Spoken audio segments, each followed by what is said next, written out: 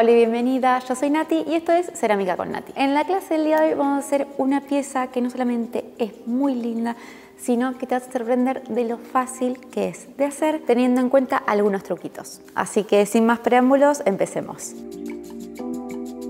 Y en la clase del día de hoy vamos a hacer esta mantequera súper linda y más fácil de lo que pensás. Claro, eso sí, tenés en cuenta los tips o los truquitos que vamos a ir desarrollando a lo largo de la clase. Algo que tenés que tener en cuenta al momento de hacer una pieza de encastre como esta mantequera, donde tiene una tapa y un platito, es que en general primero vamos a hacer lo que es la tapa, para luego desarrollar el platito teniendo en cuenta la compresión que va a tener ambas partes y que después nos encastre súper bien. Así que vamos a empezar con la tapa. Y para hacer esta tapa tan bonita y tan circular, lo que vamos a hacer es construir un molde. Hacer moldes es algo que me encanta, no solo para mí, para que una construcción sea mucho más simple, sino que es algo que te va a ayudar muchísimo a construir piezas muy complejas a partir de formas simples. Así que para construir el molde para la tapa de nuestra mantequera vamos a utilizar 2 pelotas de telgopor de 8 o 10 centímetros de diámetro, palitos de madera, estos generalmente se usan para la cocina, un cartón corrugado, aunque también el rollo de papel higiénico te puede venir genial, cinta de papel o de pintor y tijera. Lo primero que voy a hacer es cortar mis palitos de brochet a 15 centímetros. Trata de cortar la parte que tiene la punta porque va a ser más seguro para trabajar luego. Una vez cortados nuestros palitos de brochet, estamos listos para armar este molde. Y lo que vamos a hacer es coger nuestras 2 bolitas de telgopor o de poliestireno.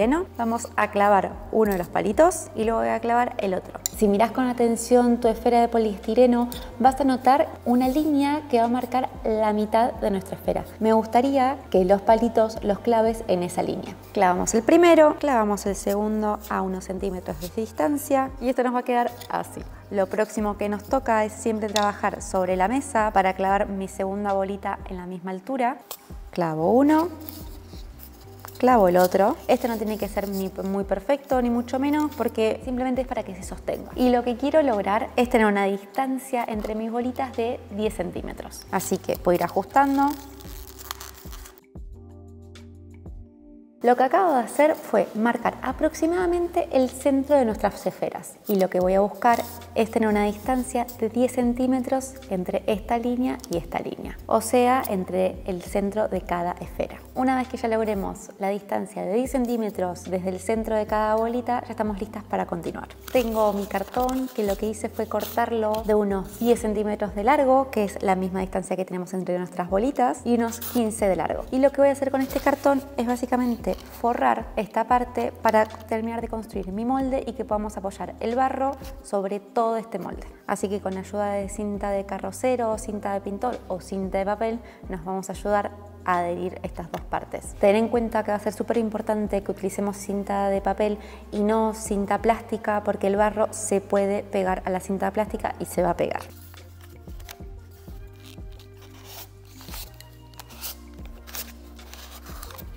Una vez que esté pegado, adicionalmente le voy a agregar un trozo de cinta cuando termina el cartón y también del otro lado. Y así nos va a quedar nuestro molde y ya está listo para utilizar. Y lo que nos toca es estirar el barro entre 5 milímetros y 10 milímetros. El que yo tengo acá lo hice más o menos a 8, que es un espesor medio. Y recuerden que desde casa lo podemos hacer con unas varillas y un rodillo. Yo acá en el taller lo hice con una laminadora. Recuerden que estas varillas son clásicas, se pueden comprar en cualquier tienda de manualidades o una tienda especializada en productos cerámicos. Y lo que vamos a hacer es poner nuestras guías. Vamos a poner el barro en el medio y sin más vamos a ir pasando el rodillo hasta que el rodillo toque las varillas. Les recuerdo que estamos trabajando sobre una superficie porosa, en mi caso una madera, y esto va a ser ideal porque el barro no se va a pegar. Así que voy a utilizar una lama de metal y voy a limpiar toda la superficie de mi barro. Voy a coger la herramienta bien del borde y lo que voy a pasar es esta parte para tener un buen control, evitando cogerla del otro lado y que nos pase esto, porque de esta manera podemos deformar muy fácil el barro. Así que cojo la herramienta bien del borde y cuando limpiamos planchas de barro, lo ideal es que empecemos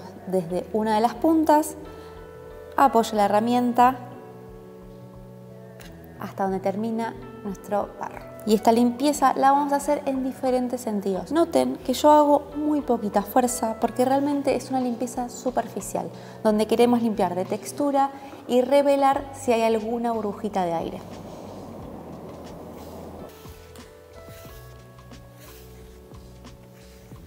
Si estás dejando marcas con tu paleta, seguramente estás haciendo bastante fuerza, por lo que te recomiendo que simplemente tu herramienta deslice. Y lo que voy a hacer es separar mi barro en dos partes para trabajar por un lado la tapa y por otro lado la bandejita. Y para esto voy a utilizar una herramienta de aguja. Lo que voy a utilizar ahora para trabajar más cómoda con mi molde es utilizar una base que es simplemente una rachola o una teja, que esto me va a permitir que el barro no se pegue y poder manipularlo súper fácil. Adicionalmente también podrían usar telas de algodón o lino o cualquier tela que no tenga mucha textura. Así que con mi molde lo voy a apoyar y voy a cortar una especie de óvalo siguiendo mi molde. Así que una vez hecha esta marca, que no tiene que ser ni perfecta ni hacer tanto esfuerzo al respecto, es simplemente para sacar todo el excedente y no trabajar extra. Así que hecha la marca, voy a pasar a cortar.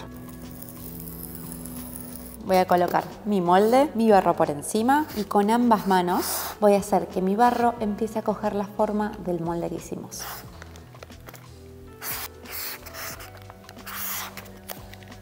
Esta figura nos toca dejarla secar hasta que alcance una dureza de cuero para poder desmoldarla y que no pierda su forma. Así que podés optar por dejarla en secado algunas horas o hacer como yo, que lo que voy a hacer es secarla con un secador de pelo. Una vez nuestra pieza esté más seca, en estado de cuero, vamos a poder limpiarla y perfilarla y cortar todos los excesos. Así que voy a empezar limpiando nuestra pieza con una lama de caucho. Fíjense la diferencia del antes y el después, que ahora está súper pulidita y esta parece que está brillosa. Pero lo que me gustaría hacer es cortar todo este excedente para que ya nuestra tapa empiece a tomar forma, y esto lo pueden hacer apoyando nuestra pieza de esta manera e ir midiendo, o lo pueden hacer un poco a ojo. Voy a volver a utilizar la herramienta de aguja y me voy a marcar, voy a ver cuál es la parte más baja de mi pieza y voy a tratar de mantener esa línea. Ahora sí nos toca sacar nuestro molde. Esto por favor háganlo con delicadeza. Y estamos.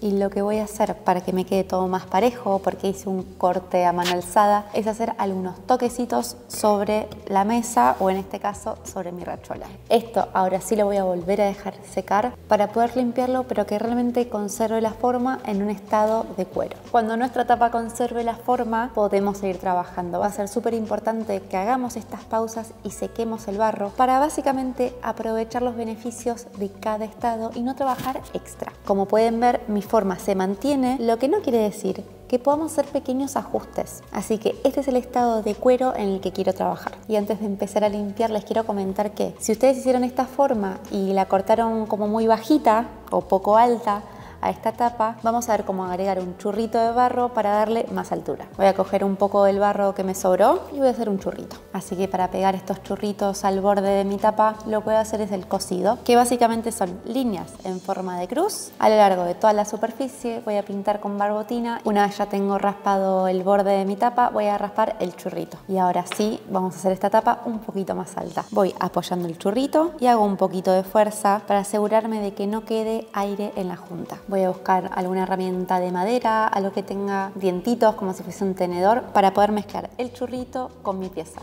Una vez pegado el churrito, voy a chafarlo para conseguir el mismo espesor que mi tapa. Y esto lo voy a hacer haciendo un pellizco muy delicado pero muy simple, que es este. Y fíjense lo rápido que logramos, 1 centímetro extra en nuestra tapa. Lo que sí, ahora nos toca volver a limpiar. Nuevamente voy a coger mi lama de metal y a limpiar y pulir esta pieza. Noten que prácticamente no estoy utilizando agua, y esto se debe a que si agregamos en este momento agua o una esponjita húmeda, voy a hacer que el barro esté más blandito y más flexible y pierda la forma que logramos. Le podemos dar nuevamente unos golpecitos para que se empareje todo ese borde, y ahora nos toca limpiar por dentro. Para limpiar las partes internas de las piezas, yo les recomiendo muchísimo este tipo de herramientas de madera que tienen la punta circular, que se les va a hacer súper fácil para limpiar y para llegar a esos lugares donde es un poquito difícil con los dedos. Acá obviamente cada uno a gusto, pero yo te voy a recomendar que te tomes el tiempo que necesites para limpiar y pulir tu pieza y que quede exactamente como lo quieras. Así que por el momento esto nos va quedando así, y lo que voy a hacer es secarla un poquito más, porque claro, cuando agregué el churrito y agregué barbotina se quedó un poquito más blandita, y para asegurarme de que haga esa última limpieza con una esponjita húmeda y no pierda la forma, lo que voy a hacer es dejarla descansar un ratito, y una vez seque voy a continuar trabajando. Y esto lo voy a dejar en secado boca para abajo, nunca así, porque así se puede abrir o se puede chafar, siempre cuando hagamos bowls hacia abajo. Lo que sí puedo ir haciendo es ya la base de esta mantequera. Voy a utilizar el barro que estiramos hace un ratito y noten que yo el barro trato de cogerlo con ambas manos y siempre manteniéndolo plano. Es que si yo quiero manipular barro de un lado hacia el otro, voy a tratar de mantenerlo siempre así o así. Esto no, porque lo que le va a pasar al barro es que el barro cuando se seque tiene memoria y puede ser que se pandee o se doble, que es algo súper común en piezas planas. Así que voy a utilizar mi tapa, no pasa nada, que aún nos queda limpiarla, pero la forma ya la tiene. Y lo que voy a hacer es simplemente marcarla. Vuelvo a utilizar una herramienta aguja. Una vez que tenemos marcado el perímetro de nuestra tapa, nos toca irnos 1 centímetro para afuera y marcar el perímetro de nuestra bandeja. Primero siempre marco y después corto. Así que una vez tengo hecha la línea, voy a chequearlo, está súper bien, así que voy a pasar a cortar esta bandeja. Y así nos va a quedar nuestra bandejita. Voy a limpiar la marca que hicimos y lo que vamos a hacer ahora es construir este borde para que, claro, mi tapa no se deslice. Voy a hacer un churrito, voy a ver si los churritos que hice me alcanzan. Muy bien.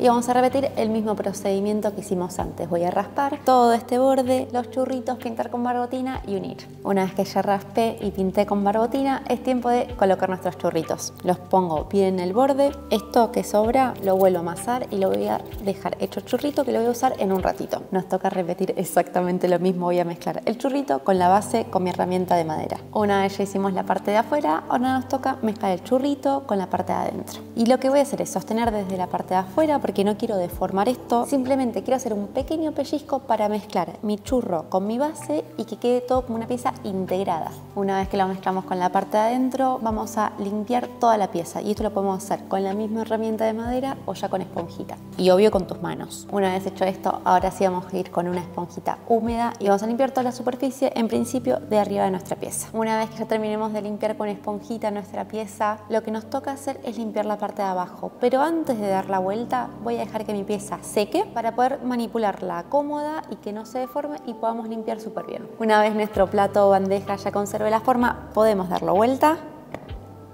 y vamos a limpiarlo. Y dejé estas líneas para que vean cómo limpiamos líneas muy profundas o gruesitas. Y lo que voy a utilizar para limpiar los bordes y la base de la bandeja de mi mantequera es una lama metálica. Y lo que voy a ir haciendo es redondeando todos los bordes. Fíjense cómo podemos doblarla. Pues genial, una vez que hayamos pasado la lama metálica podemos venir con la esponjita húmeda. Recuerden de tanto en tanto lavar la esponjita porque si no se embarra y en vez de limpiarnos nos marca aún más el barro. Recuerden que si en esta fase se les deforma un poquito en la limpieza, el barro todavía está en un estado donde podemos hacer pequeñas variaciones. Si bien no podemos transformar esta bandeja en una taza, sí podemos ajustar el borde o meterlo más para adentro o más para afuera, lo que veas necesario. Y ya podemos dar por terminada nuestra bandeja. Una vez que tengamos la tapa de nuestra mantequera un poquito más dura, donde ya conserve la forma, voy a proceder a utilizar mi esponjita húmeda y a limpiar y pulir toda esta tapa. Una vez hayamos limpiado súper bien con esponjita nuestra pieza, estamos listas para seguir y hacer el último paso de esta mantequera. Y es que se acuerdan el churrito que habíamos guardado antes, lo que voy a hacer es darlo vuelta, hacer una forma circular para hacer la agarradera. Así que voy a cortar el excedente por aquí,